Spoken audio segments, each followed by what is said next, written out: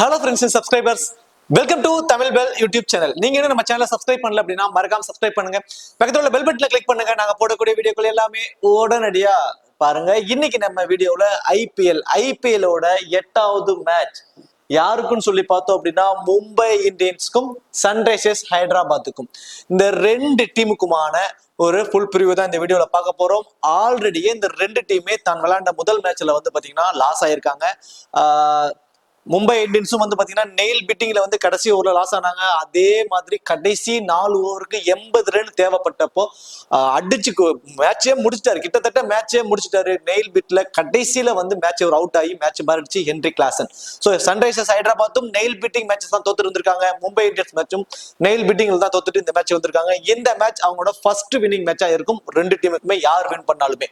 இந்த பர்டிகுலர் மேட்சுக்கான ஒரு full analyse பாக்குறதுக்கு முன்னாடி நீங்க இன்னும் நம்ம டெலிகிராம்ல ஜாயின் பண்ணல அப்படின்னா மறக்காம ஜாயின் பண்ணிக்கோங்க. டிஸ்கிரிப்ஷன்ல லிங்க் இருக்கு. லாஸ்ட் ஆஃப் அன் அவர்ல ஸ்மால் லீக்ஸ்க்கான டீமும் மெகா கான்டெஸ்டுக்கான டெமோ டீம்ஸ் அதில் கொடுத்துக்கிட்டு இருக்கோம். உங்களுக்கு ரொம்பவே யூஸ்ஃபுல்லா இருக்கும். ஸோ மறக்காம எல்லாரும் டெலிகிராம்ல வந்து ஜாயின் பண்ணிக்கோங்க.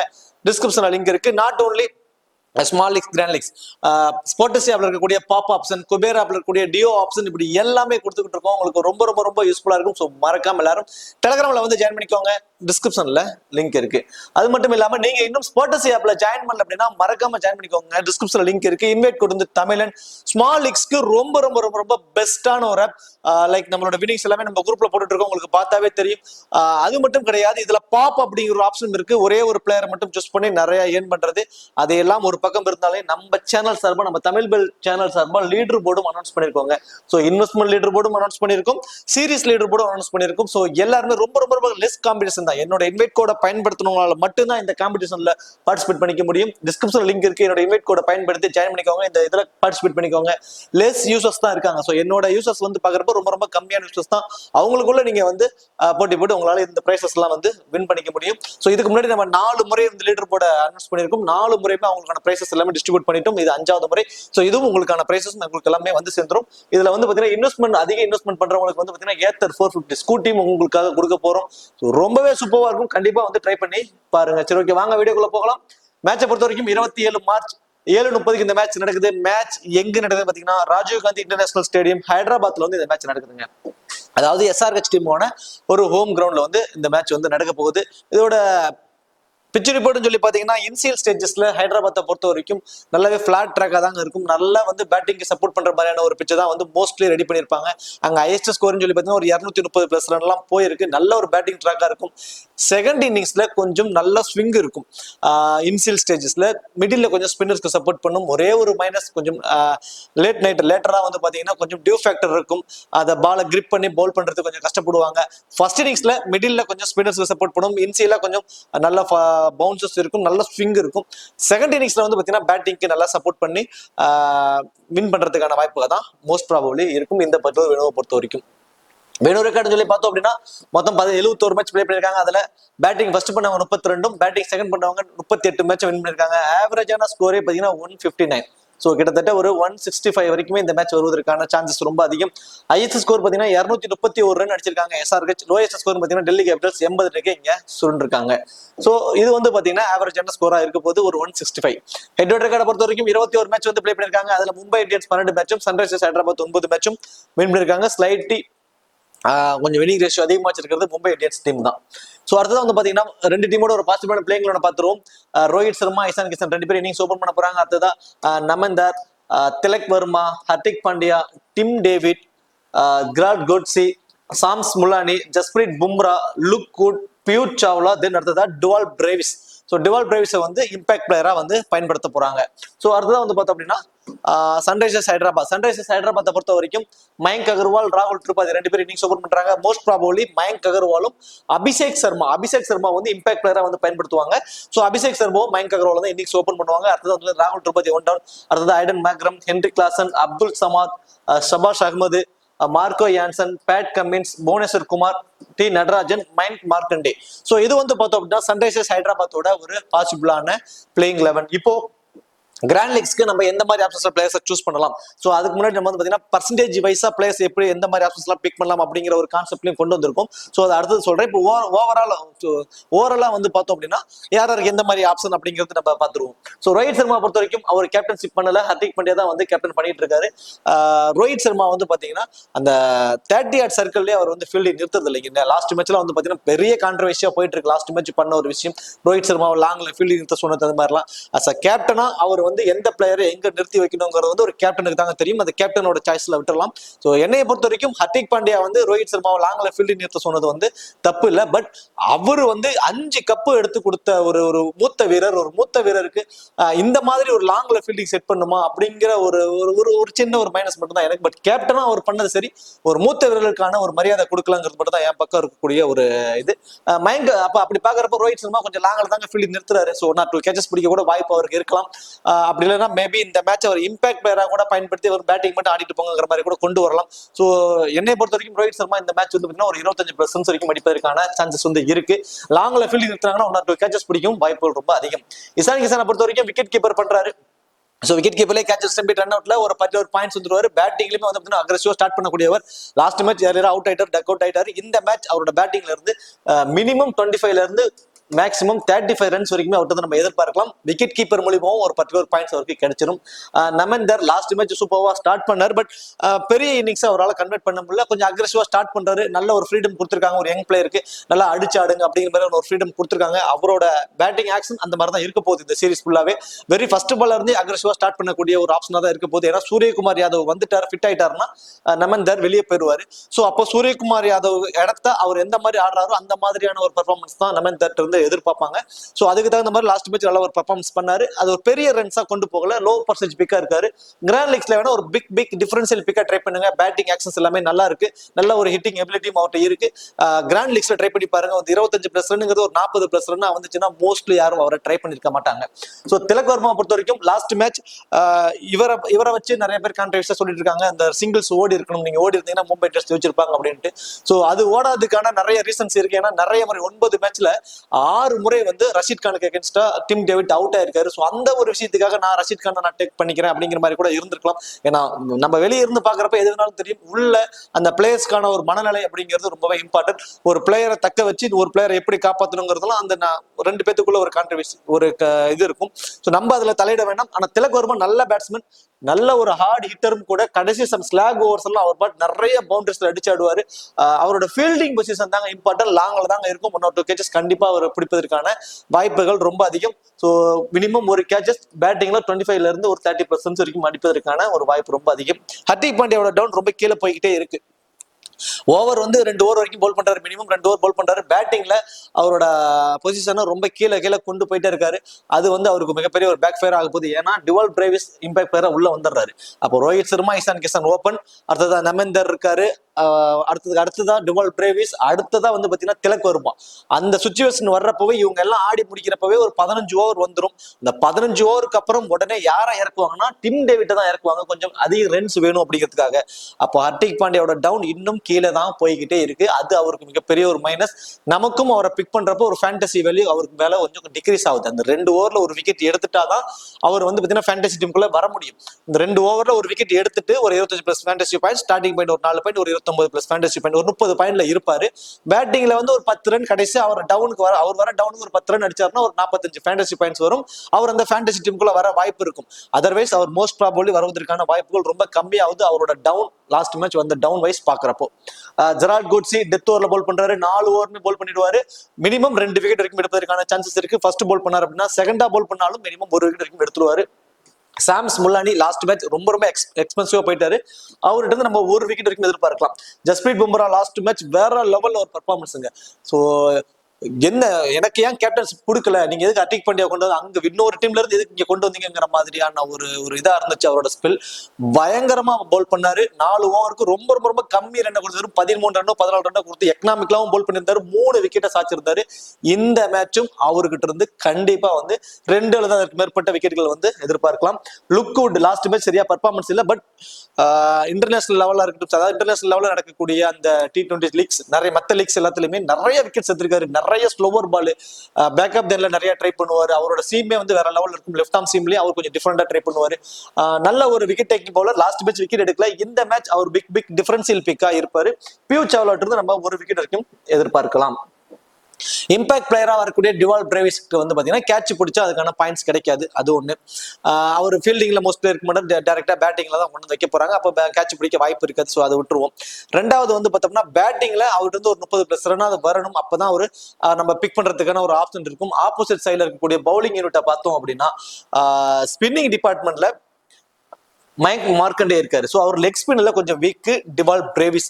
ஸோ கரெக்டா டிவால் பிரேவிஸ் பேட்டிங்க்கு வர்றப்போ மைக் மார்க்கண்டே இன்ட்ரோடியூஸ் ஆவாரு. ஸோ அவங்களுக்குள்ள ஒரு பேட்டில் கண்டிப்பா இருப்பதற்கான சான்சஸ் ரொம்ப அதிகம். அதுக்கு தகுந்த மாதிரி சபாஸ் அகமதும் இருக்காரு, லெஃப்ட் ஆர்ம் ஸ்பின்னர்.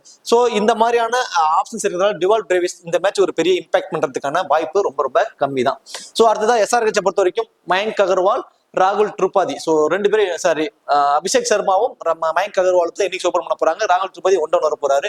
மயங்க் அகர்வால்ட்ட இருக்கக்கூடிய மிகப்பெரிய ஒரு மைனஸ் வந்து left arm fast bowlers. Left arm fast bowlers ரொம்பவே வீக். அதுக்கு தகுந்த மாதிரி லுக்வுட் இருக்காரு.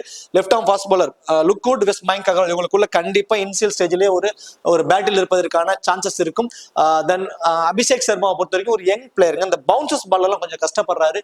அதுக்கு தகுந்த மாதிரி ஜெரால்ட் கோட்ஸி நல்ல வேகத்துல 140 வேகத்துல நல்ல பவுன்சஸ் பால் பண்ணக்கூடியவர். லெஃப்ட் ஆர்ம் ஃபாஸ்ட் பவுலரான லுக்வுட்டும் நல்ல பவுன்சஸ் பால் பண்ணக்கூடியவர். ஸோ அபிஷேக் சர்மா, மயங்க் அகர்வால் ரெண்டு ஓப்பனருக்குமே மும்பை இந்தியன்ஸோட பவுலிங் அட்டாக்ட வந்து கொஞ்சம் இன்சியலா வீக்கா இருப்பதற்கான பேட்டில் இருப்பதற்கான சான்சஸ் ரொம்ப அதிகம். ராகுல் திரிபாதி இந்த மேட்ச் ஒரு 25ல இருந்து ஒரு 30+ ரன்ஸ் வரைக்கும் ஆடுவார். மும்பை இந்தியன்ஸ்க்கு அகைன்ஸ்டா அவர் ஒரு 25-28 அப்படிங்கிற ஒரு ஆவரேஜ் வச்சிருக்காரு. அவரோட ஃபீல்டிங் பொசிஷன் எல்லாம் லாங்ல இருக்கிறதுனால கண்டிப்பா 1 or 2 கேச்சஸ் வந்து அவர் பிடிச்சிருவாரு. ஐடன் மேக்ரம் பேட்டிங் ஃபர்ஸ்ட் பண்றாரு அப்படின்னா அவரோட பேட்ல இருந்து நல்ல கான்ட்ரிபியூட். லாஸ்ட் மேட்ச் ப்ரிவியூல நான் மென்ஷன் பண்ணியிருந்தேன். பேட்டிங் செகண்ட் பண்றப்ப அவர் நிறைய மேட்ச் ஏர்லியரா தான் அவுட் ஆயிருக்காரு அப்படிங்கிற மாதிரி. அதுக்கு தான் மாதிரி கம்மி ரன்ல அவுட் ஆயிட்டாரு. பேட்டிங் ஃபர்ஸ்ட் பண்றப்போ அவரோட ஆவரேஜ் நல்லா இருந்திருக்கு. கண்டிப்பா எடன் மேக்ரம பேட்டிங் ஃபர்ஸ்ட் பண்றாரு அப்படின்னா கண்டிப்பா அவரை ட்ரை பண்ணிக்கோங்க. பேட்டிங் செகண்ட் பண்றாருன்னா ஒரு 50-50 ஆப்ஷன்ஸ்ல வச்சுக்கோங்க. ஹென்ரிக் கிளாசன் லாஸ்ட் மேட்ச் பிரிச்சு வச்சுட்டாருங்க. அவரோட ஹிட்டிங் எபிலிட்டி வேற லெவல் இருக்கு. இப்ப கரண்ட் எரா அவர் தாங்க பெஸ்ட் பினிஷர். அண்ட் பினிஷர் ரோலுக்கு கொண்டு போக வேணா கடைசியில வந்து மேட்சை விட்டுறாரு. பட் பெஸ்ட் ஹார்ட் ஹிட்டர்னு சொல்லலாம். பயங்கரமான ஹிட்டர். ரசலை விட பயங்கர மசல் வச்சிருக்கக்கூடிய ஒரு பிளேயரா இருக்காருங்க. அடி பின்னி எடுக்கிறாரு ரீசெண்ட் டைம்ஸ்ல. கடைசி 4 ஓவருக்கு 80 ரன்ங்கிறது ஒரு பாசிபிளா அப்படின்னு நம்ம எல்லாருமே எதிர்பார்ப்போம். பாசிபிள்னு சொல்லி கடைசி வரைக்குமே கொண்டு வந்தாரு ஹென்ரிக் கிளாசன். இந்த மேட்ச் அவர்கிட்ட இருந்து ஒரு அந்த அளவுக்கு ரன்ஸ் வருமாங்கிற ஒரு கொஸ்டின் மார்க். ஒரு 25ல இருந்து ஒரு 30+ ரன் எதிர்பார்க்கலாம். ஸோ 30+ ரன் அதை தாண்டி விக்கெட் கீப்பர் பண்றாரு. அங்கதாங்க plus. Catch and stumped run அவுட்ல கண்டிப்பா ஒரு பாயிண்ட்ஸ், ஒரு மஸ்ட் ட்ரை பிக்ல அவர் கண்டிப்பா இருப்பாரு. டபுள் ஆப்ஷன்ஸ் இருக்குது. அப்துல் சமாத் பேட்டிங்ல வருவதற்கான வாய்ப்பு ரொம்ப கம்மி. வந்தா 10+ ரன்ஸ் வரைக்கும் அடிப்ப வாய்ப்பு. சபாஷ் அகமது மினிமம் 3 ஓவர் போல் பண்ணிடுவாரு. ஒரு விக்கெட் வரைக்கும் எடுப்பதற்கான வாய்ப்புகள் ரொம்ப அதிகம் அவருக்கு. மார்க்கோ யான்சன் லாஸ்ட் மேட்ச் பயங்கரமா எக்ஸ்பென்சிவ். பேட்டிங்ல பவுலிங்ல எல்லாத்துலயுமே அவர் வீக்கா போயிட்டாரு. இந்த மேட்ச் கண்டிப்பா விக்கெட் டேக்கிங் ஆப்ஷன்ஸ் அவருக்கு ரொம்ப அதிகம். நமந்தர், ரோஹித் சர்மா இந்த மாதிரியான ஒரு பேட்ஸ்மேன்ஸ்க்கு அகைன்ஸ்டா அவர் நல்லா பவுல் பண்றதுக்கான வாய்ப்பு இருக்கும். அவரோட ஹைட்டுக்கு நல்ல ஸ்விங் அண்ட் பவுன்சஸ் இருக்கும். ரோஹித் சர்மா இருக்க ஸ்லைட்லி வீக்னஸ் வந்து பாத்தீங்கன்னா இந்த லெஃப்ட் ஆர்ம் ஃபாஸ்ட் பாலர்ஸ்ட கிராஸ் ஆர்ம்ல இருந்து அடிக்கிறப்போ ஸோ அதை கரெக்டா பண்ணுவார் Marco Jansen with Rohit Sharma. இவங்களுக்குள்ள ஒரு பேட்டில் இருக்க வாய்ப்புகள் ரொம்ப அதிகம். பேட் கமின்ஸ் டெத் ஓவர்ல ஒரு ஓவர் போல் பண்றாருங்க. ஃபர்ஸ்ட் போல் பண்றாருன்னா 2 விக்கெட் வரைக்கும் எடுப்பதற்கான சான்சஸ். செகண்டா பேட் பண்ண வரப்போ ஒரு 10+ ரன்ஸ் வரைக்கும் அடிப்பாரு. ஸோ ஃபர்ஸ்ட் பால் பண்ண போறாருன்னா ஒரு விக்கெட் வரைக்கும் எதிர்பார்க்கலாம். புவனேஸ்வர் குமார் ஒரு விக்கெட் வரைக்கும் எதிர்பார்க்கலாம். நடராஜன் லாஸ்ட் மேட்ச் வேற லெவல்ல போல் பண்ணாருங்க. டெத் ஓவர்ல மினிமம் வந்து 7 ரன் என்பதான் சம்திங் கொடுத்திருந்தாரு. லைக் 3 விக்கெட் வரைக்கும் எடுத்திருந்தாரு. நல்ல பவுலர், ஒரு அண்டர்ரேட்டட் பவுலர்னு சொல்லுவாங்க எல்லாருமே அவரை. என்னை பொறுத்த வரைக்கும் அண்டர்ரேட் பவுலர்லாம் கிடையாதுங்க. நல்ல பவுலர் தான். அவருக்கான வாய்ப்பு தான் மறுக்கப்படுது. அதுக்கான வார்த்தை தான் அந்த அண்டர்ரேட்னு சொல்றாங்க. கண்டிப்பா என்னை பொறுத்த வரைக்கும் அண்டர்ரேட் பவுலர் எல்லாம் கிடையாதுங்க. அவர் எல்லாருக்கும் வெளியே தெரிஞ்ச ஒரு நல்ல பவுலர் தான். வாய்ப்பு மட்டும் மறுக்கப்படுது. அது மட்டும் தான் உண்மை. கண்டிப்பா இந்த மேட்சும் அவர்கிட்ட இருந்து ஒரு நல்ல ஒரு பெர்ஃபார்மன்ஸ் எதிர்பார்க்கலாம். மினிமம் 2 விக்கெட் வரைக்கும் இந்த மேட்சும் எதிர்பார்க்கலாம். மயங்க் மார்க்கண்டே ஒரு விக்கெட் வரைக்கும் எதிர்பார்க்கலாம். டிவால் பிரேவிஸ் மயங்க் மார்க்கண்டேக்குள்ள ஒரு பேட்டில் இருக்க சான்சஸ் ரொம்ப அதிகம். ஓகே, இப்போ பர்சன்டேஜஸா வந்துடும். ஸோ 70% இருந்து 100% இருக்கக்கூடியவங்க எல்லாம் சேஃபான ஆப்ஷன். அது நமக்கு எல்லாருக்குமே தெரியும். அந்த ஆப்ஷன்ஸ்ல ஜஸ்பிரீத் பும்ரா இருக்காரு, ரோஹித் சர்மா இருக்காரு, Henrik Klaasen, Aiden Makram, Hardik Pandya. தென் அடுத்ததான் வந்து பார்த்தோம் அப்படின்னா ஜெரால்ட் கோட்ஸே, இந்த 5 பேருமே வந்து பாத்தீங்கன்னா இந்த பர்சன்டேஜ் வைஸ் அதிகமா இருக்கக்கூடிய ஆப்ஷன்ஸ்ல இருக்காங்க. ஜஸ்பிரீத் பும்ராவை 17% பேர் யூசர்ஸ் வந்து கேப்டன் ஆப்ஷனா ட்ரை பண்ணிருக்காங்க. ஒரு 96% யூசர்ஸ் வந்து அவரை பிக் பண்ணிருக்காங்க. ஒர்த்தபிள் தான், அது ஒத்துக்கிறேன். பட் ஃபர்ஸ்ட் பால் பண்ண போறாருன்னா இந்த கேப்டனுக்குமே அவர் ஒரு எலிஜிபிளா இருப்பாரு. செகண்டா பால் பண்ண போறாரு அப்படின்னா அந்த கேப்டன் ஆப்ஷன்ஸ்க்கு எலிஜிபிள் கிடையாது. பட் இந்த அளவுக்கு ஆப்ஷன்ஸ் வைஸ் 96 வயசு இருக்கக்கூடியது வந்து ஓரளவு சேஃபான ஒரு ஆப்ஷன் தான். அவர் நம்ம பிக் பண்ணக்கூடிய ஆப்ஷன்ஸ்க்கு எலிஜிபிள் தான். கிட்டத்தட்ட உங்களோட 10 டீம் போறீங்கன்னா அப்ப 80-20 அந்த ரேஷியோல ட்ரை பண்ணிக்கோங்க. ஒரு 8 டீம்ல ட்ரை பண்ணிக்கோங்க, ஒரு 2 டீம்ல மிஸ் பண்ணிக்கோங்க. ரோஹித் சர்மா 93%, அதுலயே வந்து ஒரு 50-50 ஆப்ஷன்ஸ்ல அடிபட்டுறாரு. ஏன்னா இவருக்கு எகென்ஸ்டா மார்க்கோ யான்சன், பேட் கமின்ஸ் இப்படி குவாலிட்டியான நல்ல ஃபாஸ்ட் பால்ஸ் இருக்காங்க. தென் புவனேஸ்வர் குமார் இன்ஸ்டியூட் நல்லா ஸ்விங் பண்ணக்கூடியவர். இந்த மாதிரியான குவாலிட்டி பவுலிங் எகென்ஸ்டா வந்து பாத்தீங்கன்னா ரோஹித் சர்மா மேபி கொஞ்சம் ஸ்ட்ரகிள் ஆகலாம். அந்த லெஃப்ட் ஆர்ம் ஃபாஸ்ட் பாலர்ஸா இருக்கட்டும், அந்த இன்ஷுவல் ஸ்விங் பண்ணக்கூடிய இன்கமிங் டெலிவரி பால் பண்ணக்கூடிய புவனேஸ்வர் குமார், இவங்களுக்குள்ளலாம் ஒரு பேட்டில் இருப்பதற்கான சான்சஸ் இருக்கும். 90% வந்து என்னை பொறுத்த வரைக்கும் பெருசா ஆப்டா இருப்பாருன்னு சொல்ல முடியாது. ஏன்னா டபுள் ஆப்ஷன்ஸ் வைஸ் எதுவும் இல்லை, எக்ஸ்ட்ரா அட்வான்டேஜஸே ஒண்ணு இல்லை. அதனால அவரை நான் 50-50 ஆப்ஷன்ஸ்ல மட்டும் வச்சுக்கிறேங்க. நீங்க ஒரு 10 டீம் போறீங்கன்னா ஒரு 5 டீம்ல மட்டும் அவரை ட்ரை பண்ணுங்க. 30% கேப்டனுக்குலாம் கண்டிப்பா வந்து ஒரு ஒர்த்தா இருப்பாராங்கிறது ஒரு மிகப்பெரிய ஒரு கொஸ்டின் மார்க் தான் இந்த பர்டிகுலர் மேட்சை பொறுத்த வரைக்கும். இந்த பர்டிகுலர் மேட்சுக்காக நான் பேசிட்டு இருக்கேன். ஹென்ரி கிளாசன் 92% கண்டிப்பா ஒருத்ததாங்க. 14% கேப்டனுக்கு அவர் ஒருத்தங்கிறது கண்டிப்பா கிடையாது. என்ன காரணம் அப்படின்னா அவருடைய வரக்கூடிய டவுன், தேர்ட் டவுன்ல தான் வராரு. ஓப்பனிங் வந்து அபிஷேக் சர்மா, மயங்க் அகர்வால், ராகுல் திரிபாதி, ஐடன் மக்ரம், அதுக்கப்புறம் தான் வராரு. அவர் வந்து கேப்டனுக்கு இந்த 14% கேப்டன் ஆப்ஷனுக்கு கண்டிப்பா அவர் ஆப்டா இருக்க மாட்டாரு. 10ல ஒரு மேட்ச், லாஸ்ட் மேட்ச் மாதிரி நடக்கும், எல்லா மேட்சுமே அது நடக்காது. ஸோ இந்த கேப்டன் ஆப்ஷனுக்கு அவர் ஒர்த்தபுளா இருக்க மாட்டார் ஹென்ரி கிளாசன். பட் பிக்கிங் ஆப்ஷனுக்கு, செலக்டிங் பர்சன்டேஜுக்கு அவர் ஆப்டா இருப்பாரு. ஐடன் மக்ரம் 81% யூசர்ஸ் அவரை ட்ரை பண்ணிருக்காங்க. ஃபர்ஸ்ட் பேட்டிங்னா இந்த பர்சன்டேஜுக்கு அவர் வந்து ஒர்த்தா இருப்பாரு. செகண்ட் பேட்டிங்னா அதுக்கான ஆப்ஷன்ஸ் அவர் கிடையாது. 50-50 ஆப்ஷன்ஸ் வச்சுக்கோங்க. ஃபர்ஸ்ட் பேட்டிங்னா 70-30 அந்த ரேஷியோல ட்ரை பண்ணிக்கோங்க. அதாவது 10 டீம் போறீங்கன்னா 7 டீம்ல ட்ரை பண்ணுங்க. ஒரு 3 டீம்ல மிஸ் பண்ணுங்க. ஃபர்ஸ்ட் பேட் பண்ணாருன்னா, செகண்டா பேட் பண்ணாருன்னா அதை 50-50 ஆப்ஷனா வச்சுக்கோங்க. ஹர்திக் பாண்டியா கேப்டன் ஆப்ஷனா 6%, வைஸ் கேப்டன் ஆப்ஷனா 8% பிக் பண்ணிருக்காங்க. ஒரு 79% யூசர்ஸ் வந்து அவரை ட்ரை பண்ணிருக்காங்க. லாஸ்ட் மேட்ச் பண்ண விஷயத்தை வச்சு பாக்குறப்போ அவர் 2 ஓவர் போல் பண்றாரு. ஓகேங்களா, அதோட பேட்டிங் ஆப்ஷன்ஸ் நான் ஆல்ரெடி விளக்கமா கொடுத்துட்டேன். ரொம்ப கீழே வந்துருது. ஒரு 15 ஓவர் வரைக்கும் டாப் ஆர்டர் ஆடிட்டாங்கன்னா உடனே டிம் டேவிட் இறக்கி விட்டுருவாங்க. அப்போ அவர் டவுன் கடைசி 2 ஓவர் 3 ஓவர் ஃபினிஷர் ரோல் எடுத்துக்கிட்டாரு. தென் அது மட்டும் கிடையாது, ஒரு 10+ ரன் அடிப்பாரு. இந்த 2 ஓவர்ல ஒரு விக்கெட் எடுத்துட்டாருன்னா அந்த ஃபேண்டசி டீமுக்குள்ள வந்துருவாரு. இல்ல அப்படின்னா அந்த ஃபேண்டசி டீமுக்குள்ள வரமாட்டாரு. ஸோ ஹர்திக் பாண்டியா அந்த 2 ஓவர் அவர் போல் பண்ற அந்த எக்ஸ்ட்ரா அட்வான்டேஜ் ஒன்னே ஒன்று இருக்கிறதுனால அந்த 79% அப்படிங்கிறதுக்கு நான் வந்து ஆப்டா இருப்பாருன்னு சொல்ல வரேன். என்னை பொறுத்த வரைக்கும் அவருக்கான ஆப்ஷன் சைஸ் நான் உங்களுக்கு ஆல்ரெடி டீட்டெயிலா சொன்னதுனால நீங்க அந்த ஆப்ஷன்ஸ் மூவ் பண்ணி நீங்க ட்ரை பண்ணிக்கோங்க. ஜெரால்ட் கோட்ஸே 72% யூசர்ஸ் ட்ரை பண்ணிருக்காங்க. ஃபர்ஸ்ட் பவுலிங்னா அந்த 72% யூசர்ஸ் பிக் பண்ணதுக்கு ஒரு ஆப்டா இருப்பாரு. செகண்ட் பவுலிங்னா 50-50 ஆப்ஷன்ஸ்ல மட்டும் நீங்க ட்ரை பண்ணிக்கோங்க. அடுத்ததா வந்து பார்த்தோம் அப்படின்னா 50-74% பிக் பண்ணிருக்கக்கூடிய மீடியமான சேஃப் மயங்க் அகர்வால், இசான் கிஷன் 2 பேருமே மீடியம் சேஃப்ல வச்சிருக்காங்க. யூசர்ஸ் ஆகி நீங்க அந்த அளவுக்கு தான் பிக் பண்ணிருக்கீங்க. மயங்க் அகர்வாலுக்கு ஆல்ரெடி சொன்ன மாதிரி பேட்டில் வைஸ் இருக்கு. லைக் ஆல்ரெடி சொன்ன மாதிரி லெஃப்ட் ஆர்ம் ஃபாஸ்ட் பாலரான லுக்வுட் இருக்காரு. ஜெரால்ட் கோட்ஸே நல்லா பவுன்ஸ் பால் பண்ணக்கூடிய ஜெரால்ட் கோட்ஸே இருக்காரு. ஜஸ்பிரீத் பும்ரா நல்ல பாலை உள்ள கொண்டு வந்து நல்லா ஸ்விம் பண்ணக்கூடிய ஜஸ்பிரீத் பும்ரா, இப்படி குவாலிட்டி பவுலிங் ஆப்ஷன்ஸ்க்கு எகென்ஸ்டா மயங்க் அகர்வால் இருந்து ஒரு பெர்ஃபார்மன்ஸ் வருமா தெரியல. இந்த 69% என்னை பொறுத்த வரைக்கும் கொஞ்சம் அதிகம் தான் சொல்லுவேன். நீங்க வந்து உங்களோட டீம்ஸ்ல வந்து பாத்தீங்கன்னா 30-70 அந்த ரேஷியோல ட்ரை பண்ணிக்கோங்க. ஒரு 3 டீம்ல ட்ரை பண்ணுங்க, ஒரு 7 டீம்ல மிஸ் பண்ணி பாருங்க. இசான் கிஷான் 64% அப்படிங்கிறது ரொம்பவே கம்மி தாங்க நான் சொல்லுவேன். என்னை பொறுத்த வரைக்கும் அவர் 80-90% யூசர்ஸ் அவரை ட்ரை பண்ணிருக்கணும். நீங்க ட்ரை பண்ணிக்கங்க, மிஸ் பண்ணிடாதீங்க. விக்கெட் கீப்பர் பண்றாரு, இன்னிங்ஸை ஓபன் பண்றாரு. ஹென்ரி கிளாசன் மிடில் ஆர்டர்ல வரணும். பை சான்ஸ் அவர் பேட்டிங் வருவதற்கு கூட வாய்ப்பே இல்லாம கூட போறதுக்குலாம் வாய்ப்பு இருக்கு. ஆனா இசான் கிஷான் 100% இன்னிங்ஸ் ஓபன் பண்றதுனால பேட்டிங் வந்துருவாரு. சோ இந்த கான்செப்ட் உங்களுக்கு புரியுதுங்களா? தென் விக்கெட் கீப்பர் பண்றாரு. சோ இவர் தாங்க சேஃபான ஆப்ஷன் என்னைய பொறுத்த வரைக்கும். இந்த பர்டிகுலர் மேட்ச்ல கொஞ்சம் பர்சன்டேஜ் கம்மியா இருக்காரு, பிக் பண்ணிக்கங்க. கண்டிப்பா கிராண்ட் லீக்ல கேப்டனா கூட கொடுத்து பாருங்க. அடுத்ததான் Marco Jansen 64, Natarajan 64, Pat Cummins 62, Tilak Varma 56. இவங்க எல்லாமே அந்த மீடியம் சேஃப்ல இருக்காங்க. மார்க்கோ யான்சனை பொறுத்த வரைக்கும் 64% அவரை வந்து பிக் பண்ணிருக்காங்க. ஃபர்ஸ்ட் பால் பண்றாரு அப்படின்னா கண்டிப்பா டெத் ஓவர்ல பால் பண்றப்போ விக்கெட் டேக்கிங் ஆப்ஷன்ஸ் அவருக்கு இருக்கு. பேட்டிங்ல வந்து செகண்டா பேட் பண்ண வரப்போ கொஞ்சம் கான்ட்ரிபியூட் பண்ணுவாரு. ஃபர்ஸ்ட் பால்னா கண்டிப்பா அவரை நீங்க ட்ரை பண்ணிக்கோங்க. நடராஜன் ஃபர்ஸ்ட் பாலிங்னா மஸ்ட் ட்ரை. பேட் கமின்ஸ் என்னை பொறுத்த வரைக்கும் போத் இன்னிங்ஸ்லுமே ஒரு மஸ்ட் ட்ரை ஆப்ஷன்ஸ்ல இருப்பாரு. பர்டிகுலரா ஃபர்ஸ்ட் பால் பண்ண போறாங்க அப்படின்னா அவருக்கு நீங்க கேப்டன் ஆப்ஷனா கூட நீங்க ட்ரை பண்ணி பார்க்கலாம். திலக் வர்மாவை பொறுத்த வரைக்கும் செகண்டா பேட் பண்ண போறாரு அப்படின்னா இந்த 56%க்கு அவர் ஆப்டா இருப்பாரு. ஃபர்ஸ்டா பேட் பண்ண போறாரு அப்படின்னா நீங்க இன்னும் அதிகப்படியான ஒரு பர்சன்டேஜ் வைஸ் நீங்க பிக் பண்ணிக்கலாம். அதாவது செகண்டா பேட் பண்ண போறாருன்னா இந்த 50-50 ஆஃபர்ஸுக்கு ஓகே, இந்த 56% ஓகே. அதுவே ஃபர்ஸ்டா பேட் பண்ண போறாரு அப்படின்னா இது நீங்க 50ல இருந்து 70% நீங்க ட்ரை பண்ணிக்கலாம். ஃபர்ஸ்டா பேட் பண்ண வரப்போ 10 டீம் போறீங்கன்னா அதுல 7 டீம் வரைக்குமே நீங்க திலக் வர்மாவை ட்ரை பண்ணி பார்க்கலாம். ஏன்னா அவர் தான் வந்து ஒரு நல்ல ஸ்கோரை செட் பண்ணி கொடுக்கக்கூடிய ஒரு ரோல் இருப்பாரு. கண்டிப்பா ஒரு நல்ல பர்ஃபார்மன்ஸ் அவர்கிட்ட இருந்து கிடைக்கும்.